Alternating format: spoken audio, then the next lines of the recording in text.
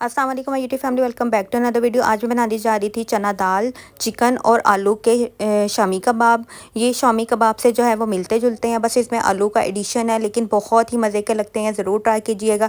दाल को जो है वो मैंने चना दाल को हाफ़ के जी जो है वो दाल थी उसका ओवरनाइट मैंने भिगो के रख दिया। इसमें मैंने हाफ़ के जी चिकन ले लिया, 2 बड़े साइज़ के आलू ऐड कर दिए, 5 जो है वो हरी मिर्ची ले ली और इसमें कुछ बेसिक स्पाइसेस ऐड कर देंगे, जैसे कि नमक, मिर्च, कुटा हुआ ज़ीरा वगैरह सारा कुछ इसमें बेसिक स्पाइसेस ऐड करके जो है वो हम इसको अदरक लहसुन का पेस्ट ऐड करके इसको पकने के लिए रख देंगे। सबसे पहले मैंने इसमें बेसिक चीज़ें ऐड कर दी है। अब यहाँ पर इसमें बेसिक स्पाइसेस वगैरह ऐड कर देंगे जितने भी हुए हमारे। यहाँ पर मैं इसमें पानी भी ऐड करी हूँ। पानी जो है वो ओवरनाइट सोक की है, इसलिए आपने पानी मुनासिब ऐड करना है, ज़्यादा पानी नहीं ऐड करना है, ये बात याद रखिएगा, नहीं तो बहुत ज़्यादा गल जाएगी।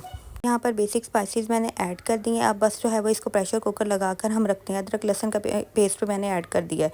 यहाँ पर मैंने प्रेशर कुकर को खोला है। अब जो है वो इसको वुडन मैशर यानी कि जिसको हम कोटना भी बोलते हैं, उसकी मदद से जो है वो इसको अच्छे से हम मिक्स कर लेंगे। इसको अच्छे से चिकन को जो है वो मैश कर लेंगे हम, और इजीली जो है ये मैश हो जाएगा।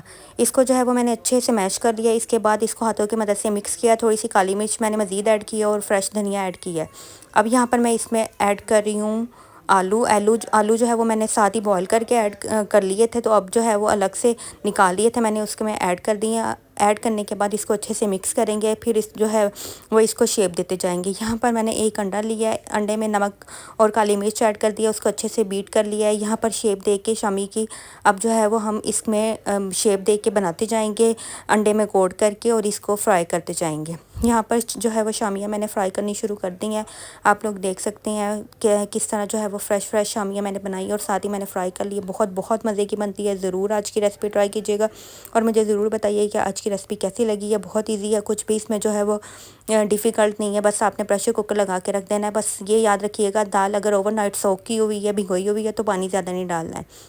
यहाँ पर आप लोग देख सकते हैं कि रेशेदार शामी कबाब जो है वो दाल के रेडी हैं।